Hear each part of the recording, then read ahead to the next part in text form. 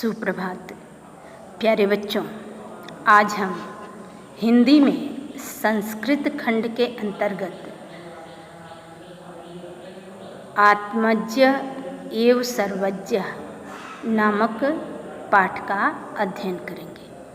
प्यारे बच्चों, इससे पहले भी हम 2 या 3 पाठ पढ़ चुके हैं, जिसमें हमने बताया था कि परीक्षाओं में संस्कृत खंड के अंतर्गत गद्य पद्य खंड से 7-7 अंक के प्रश्न पूछे जाते हैं, जिसमें संस्कृत गद्यांश तथा पद्यांशों का हिंदी अनुवाद पूछा जाता है। तो आज हम इस पाठ के हिंदी अनुवाद को देखेंगे। पाठ का शीर्षक है आत्मज्ञ एव सर्वज्ञ, अर्थात आत्मज्ञानी ही सर्वज्ञानी होता है। प्यारे बच्चों, हमारे यहाँ संस्कृत साहित्य में अनेक ग्रंथ लिखे गए हैं, शास्त्र लिखे गए हैं, जिसमें सबसे प्राचीन ग्रंथ हैं वेदों के बाद जो है उपनिषद लिखे गए, संहिताएँ लिखी गई, तमाम टीकाएँ लिखी गई, पुराण लिखे गए, जो बहुत से ऋषियों महर्षियों द्वारा लिखे गए। इस देश में बहुत बड़े बड़े ज्ञानी जन हुए हैं, विद्वान हुए हैं, ऋषि महर्षि हुए हैं। उन्हीं में एक तत्वज्ञानी ऋषि थे, ऋषि याज्ञवल्क्य। कहा जाता है कि ऋषि याज्ञवल्क्य, और एक विदुषी थी महिला गार्गी, और इनमें भी शास्त्रार्थ हुआ था। तो बहुत सी विदुषी भी हुई हैं और बहुत से विद्वान हुए हैं, जो समय समय पर शास्त्रार्थ किया करते थे। तो ऋषि याज्ञवल्क्य की 2 पत्नियां थीं, मैत्रेयी और कात्यायनी। जैसा कि आप जानते हैं, हमारा जो भारतीय दर्शन है वो वर्णाश्रम व्यवस्था पर आधारित है, जिसमें ये माना गया है कि अगर मनुष्य की औसत आयु 100 वर्ष है तो उन 100 वर्षों में जो आश्रम की व्यवस्था है, 4 आश्रम हैं। सबसे पहले जो है ब्रह्मचर्य आश्रम, फिर गृहस्थ आश्रम, फिर वानप्रस्थ, फिर संन्यास, और क्रमशः इसी तरह से व्यक्ति जो है कि जन्म के बाद 25 वर्षों तक जो है व्यक्ति हर प्रकार के शस्त्र और शास्त्र विद्या का अध्ययन करेगा। 25 वर्ष के बाद वह जो है गृहस्थ आश्रम में प्रवेश करेगा। गृहस्थ से 25 से 50 तक वह गृहस्थ आश्रम की जिम्मेदारियों को निभाएगा, उसके आनंद को भोगेगा। फिर उसके बाद वह समस्त अपनी जिम्मेदारियों को अपनी जो पीढ़ी, अपनी जो संतति है, उसे दे करके वो वानप्रस्थ में चला जाता है, जहाँ वह अपना जीवन जो है या अपना मन जो है केंद्रित करता है ईश्वर के प्रति, वानप्रस्थ आश्रम, और फिर वानप्रस्थ के बाद संन्यास आश्रम। तो यहाँ पर ऋषि याज्ञवल्क्य अपनी पत्नी से इसी संदर्भ में बात कर रहे हैं कि उनका गृहस्थ आश्रम पूर्ण हो गया है और वो गृहस्थ आश्रम से वानप्रस्थ आश्रम में जाने की बात कर रहे हैं। और वो कह रहे हैं अपनी पत्नी से कि हे मैत्रेयी, मैं ये चाहता हूँ कि अब जो भी संपत्ति है उस संपत्ति को आप दोनों लोगों में, यानी कि उनकी 2 पत्नियाँ थी तो दोनों में बंटवारा कर दें। लेकिन ऋषि की पत्नी मैत्रेयी भी उन्हीं की भांति जो है ज्ञानी हैं, उदार हैं, उन्हें संपत्ति से कुछ ज़्यादा लेना देना नहीं। वो उनसे कहती हैं कि आप हमें ऐसी चीज़ों को बताएं जिससे अमृतत्व की प्राप्ति हो सके, या अमृत तत्व की व्याख्या आप हमसे कर सकें। अमरता से आशय है कि जीवन का जो सार तत्व है उसको आप हमें बताएं। शरीर तो नाशवान है, वो तो नष्ट होगा ही, जो अमर तत्व है, आत्मा जो कि अमर तत्व है, इसके संदर्भ में वो कहती हैं कि आप हमें जो है अमृत तत्व के बारे में ही बताएं। अब इसी संदर्भ में यहाँ पर बात कही गई है, देखें। याज्ञवल्क्यो मैत्रेयी उवाच, याज्ञवल्क्य ने मैत्रेयी से कहा, मैत्रेयी उदय अस्यनम अहम अस्मात् स्थानादि अस्मि, कि हे मैत्रेयी, अब मैं इस स्थान से ऊपर की ओर जाना चाहता हूँ। यानी याज्ञवल्क्य कह रहे हैं कि हे मैत्रेयी, अब मैं इस स्थान से अर्थात गृहस्थ आश्रम से ऊपर जो वानप्रस्थ आश्रम है उसमें जाने वाला हूँ। ततः ते अनया कात्यायन्या विच्छेदम करवाणी, इसलिए मैं चाहता हूँ कि ते अनया, अनया यानी दूसरी पत्नी, कात्यायनी से तुम्हारे संपत्ति का बंटवारा कर दो। विच्छेदम करवाणी यानी बंटवारा कर दो। वो अपनी जो प्रथम पत्नी है, बड़ी पत्नी हैं मैत्रेयी, उनसे कहते हैं कि हे मैत्रेयी, अब मैं इस स्थान से अर्थात गृहस्थ आश्रम से ऊपर वानप्रस्थ आश्रम में जाने वाला हूँ, इसलिए मैं चाहता हूँ कि इस संपत्ति का तुम दोनों पत्नियों में बंटवारा कर दो। तो उनकी जो पत्नी है मैत्रेयी, वो उनसे कहती हैं कि मैत्रेयी उवाच, मैत्रेयी ने कहा, उवाच का अर्थ होता है कहा या बोला, यदीयं सर्वा पृथ्वी वित्तेन पूर्णा स्यात् तत् किम तेन अहम अमृता स्यामिति।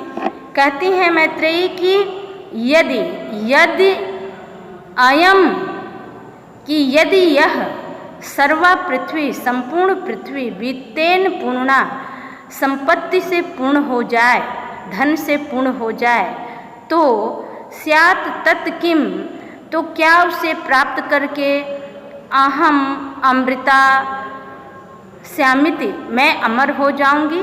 यानी पूछती हैं मैत्रेयी उनसे कि यदि यह संपूर्ण पृथ्वी धन से परिपूर्ण हो जाए और मैं उसे प्राप्त कर लूँ, तो क्या मैं अमर हो जाऊंगी, कि उससे मैं अमर हो जाऊंगी। याज्ञवल्क्य उवाच, याज्ञवल्क्य ने कहा, याज्ञवल्क्य उवाच, याज्ञवल्क्य ने कहा, नेति, नहीं। जब मैत्रेयी ऐसा पूछती हैं कि क्या यह संपूर्ण पृथ्वी धन से परिपूर्ण हो जाए और मैं उसे प्राप्त कर लूँ तो मैं अमर हो जाऊंगी, याज्ञवल्क्य ने कहा नहीं। उन्होंने क्या कहा, यथैव उपकरणम वता,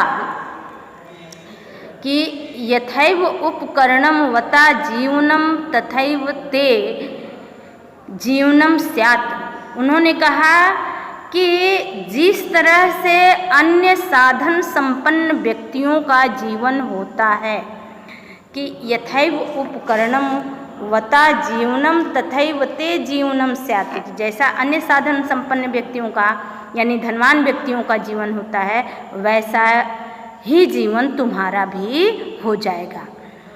अमृतत्व तु नासास न आशा अस्ति वित्तेन इति, यानी वित्तेन, वित्तेन यानी वित्त से, संपत्ति से, अमृत तत्वस्य, अमृत तत्व की यानी अमरता की न आशा अस्ति, आशा नहीं होती। देखिए क्या कह रहे हैं कि वित्त से अमरता की आशा नहीं होती। मैत्रेयी उवाच, तब मैत्रेयी ने कहा, येन अहम ना अमृता स्याम, कि यदि इसे पाकर मैं अमर नहीं होऊंगी तो किम अहम तेन कुर्याम, तो इसे लेकर भला मैं क्या करूंगी। कि येन अहम ना अमृता श्याम, कि यदि इसे प्राप्त करके मैं अमर नहीं हो सकती तो फिर इन्हें लेकर मैं क्या करूंगी। यदेव भगवान, इसलिए हे भगवान, वो अपने पति से कहती हैं कि हे भगवान, केवल अमृत तत्व साधनम जानाति तदेव में ब्रूहि, इसलिए हे भगवान आप में मुझे केवल वही चीज़ बताएं कि यदि आप अमरता को पाने का जो साधन जानते हैं वही मुझसे कहें, मैं ब्रूहि यानी मुझसे कहें। यानी वो कहती हैं कि हे भगवान, जब इस धन संपदा को पा करके मैं अमरता को प्राप्त नहीं कर सकती तो इसे लेकर मैं क्या करूँगी। आप मुझसे केवल वही बात बताएं, यानी अमरता के साधन तत्व के बारे में ही मुझे बताएं। याज्ञवल्क्य उवाच, याज्ञवल्क्य ने कहा, प्रिया नः सती त्वम्। याज्ञवल्क्य ने कहा कि एक तो तुम मेरी प्रिया हो, प्रिया यानी पत्नी, प्रियम भाषसे, और प्रिय बोल भी रही हो। कह रहे हैं कि तुम मेरी पत्नी हो और प्रिय बोल भी रही हो। यही उपविश यानी आओ, उपविश यानी बैठो, इसलिए तुम यहाँ आओ और मेरे पास बैठो। व्याख्यास्मि ते अमरत्व साधनम, मैं तुझसे अमरता के साधन की व्याख्या करूँगा। अब इसके आगे देखेंगे। याज्ञवल्क्य उवाच, याज्ञवल्क्य ने कहा, न वा अरे मैत्रेयी, हे मैत्रेयी, पत्युः न वा अरे मैत्रेयी, पत्युः कामाय पतिः प्रियो भवति, आत्मनस्तु वै कामाय पतिः प्रियो भवति। न वा अरे जायायाः कामाय जाया प्रिया भवति, आत्मनस्तु वै कामाय जाया प्रिया भवति। न वा अरे पुत्रस्य वित्तस्य च कामाय पुत्रो वित्तं वा प्रियं भवति, आत्मनस्तु वै कामाय पुत्रो वित्तं वा प्रिया भवति। आगे जो है याज्ञवल्क्य कहते हैं कि हे मैत्रेयी, न वा अरे मैत्रेयी, जैसा कि ऊपर की पंक्तियों में हमने पढ़ा कि याज्ञवल्क्य मैत्रेयी से कहते हैं कि तुम मेरी पत्नी हो और प्रिय भी बोल रही हो, इसलिए आओ मेरे पास बैठो और मैं तुझसे अमृतत्व तत्व के साधन की व्याख्या करूँगा। उसी परिप्रेक्ष्य में आगे वो कहते हैं कि न वा अरे मैत्रेयी, कि हे मैत्रेयी, पत्युः कामाय पतिः प्रियो भवति, कि हे मैत्रेयी, पत्नी को पति इसलिए प्रिय नहीं होता कि पति की कामना के लिए प्रिय नहीं होता। पति तो अपनी ही कामना के लिए प्रिय होता है। यानी कहना क्या चाहते हैं कि हे मैत्रेयी, पत्नी के लिए पति इसलिए प्रिय नहीं होता कि वो उसका पति है, बल्कि अपनी कामना को पूर्ण करने के लिए आत्मनस्तु वै कामाय पति प्रियो भवति, पत्नी के लिए पति इसलिए प्रिय होता है कि वह उसकी कामनाओं को पूर्ण करता है। यानी एक तरह से संसार की वास्तविकता को याज्ञवल्क्य मैत्रेयी के समक्ष रखते हैं। फिर से देखिए, याज्ञवल्क्य क्या कहते हैं कि न वा अरे मैत्रेयी, कि हे मैत्रेयी, पत्युः कामाय पतिः प्रियो भवति, कि पत्नी के लिए पति इसलिए प्रिय नहीं होता कि वह उसका पति है, बल्कि इसलिए प्रिय होता है कि वह अपनी कामनाओं को पूर्ण करती है। यानी अपनी कामनाओं के लिए पत्नी के लिए पति प्रिय होता है। ठीक उसी तरह से न वा अरे जायायाः कामाय जाया प्रिया भवति, पति के लिए पत्नी इसलिए प्रिय नहीं होती, उसकी कामनाओं के लिए प्रिय नहीं होती, बल्कि इसलिए प्रिय होती कि पति भी अपनी कामनाओं के लिए पत्नी के प्रति समर्पित रहता है, या अपनी कामनाओं के कारण ही पति के लिए पत्नी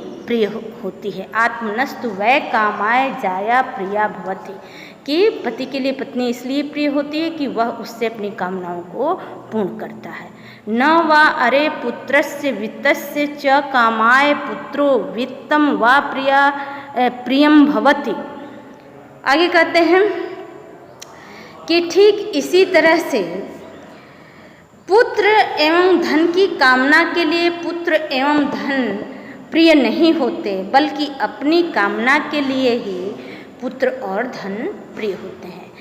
कि फिर से देखिए, अरे न वा अरे पुत्रस्य वित्तस्य च कामाय पुत्रो वित्तं वा प्रियं भवति, कि जिस तरह से पति और पत्नी जो है एक दूसरे के लिए क्यों प्रिय होते हैं, क्योंकि दोनों की कामनाएं एक दूसरे से जुड़ी होती है, इसलिए वो प्रिय होते हैं। ठीक उसी तरह से पुत्र और वित्त यानी धन भी किस लिए प्रिय होते हैं? अपनी कामनाओं के लिए ही पुत्र और वित्त यानी धन प्रिय होता है। और न वा अरे सर्वस्य कामाय सर्वम प्रियम भवति। और आगे कहते हैं कि इसी तरह से सबकी कामना के लिए सब प्रिय नहीं होते, यानी कोई ऐसा नहीं चाहता कि मैं सबकी कामनाओं को पूर्ण करूं इसलिए सब मेरे लिए प्रिय हैं, बल्कि यानी कहने का भाव क्या है कि सबकी कामना के लिए सब प्रिय नहीं होते, बल्कि सब अपनी ही कामना के लिए प्रिय होते हैं। कि व्यक्ति अगर किसी से लगाव रखता है तो उसका क्या अर्थ है कि उससे कुछ न कुछ उसका जो है स्वार्थ साधन है, अपना हित साधन है, इसलिए वह जो है उसके लिए प्रिय है। यानी सबकी कामना के लिए सब प्रिय नहीं होते, बल्कि अपनी कामना के लिए सब प्रिय होते हैं। आत्मनस्तु वै कामाय प्रियम भवति, कि वो जो है अपने ही कामनाओं को पूर्ण करने के लिए प्रिय होते हैं।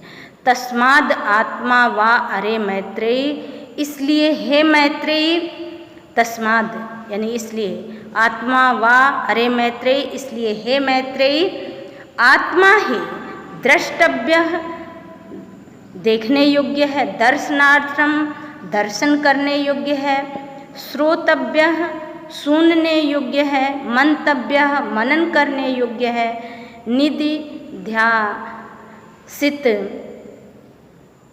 च।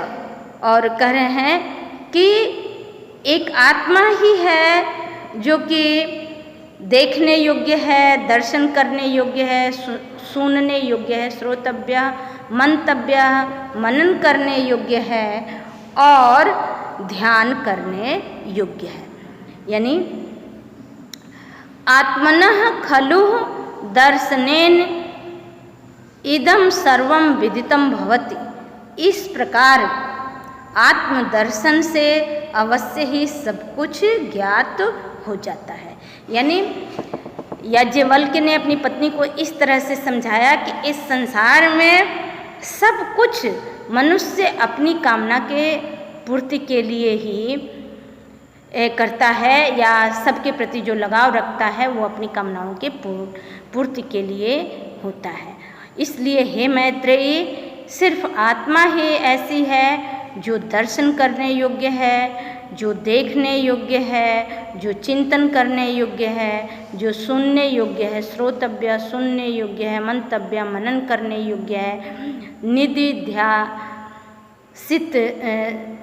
ध्याति सभ्यश्च, और जो ध्यान करने योग्य है। इसलिए आत्मनः खलु दर्शनेन, इसलिए आत्मदर्शन से ही इदम सर्वम विदितम भवति, सब कुछ ज्ञात हो जाता है। यानी जब व्यक्ति स्वयं पर चिंतन करता है, अपना मूल्यांकन करता है, अपना आत्मविश्लेषण करता है, तो हर चीज़ की वास्तविकता प्रकट हो जाती है। धन्यवाद।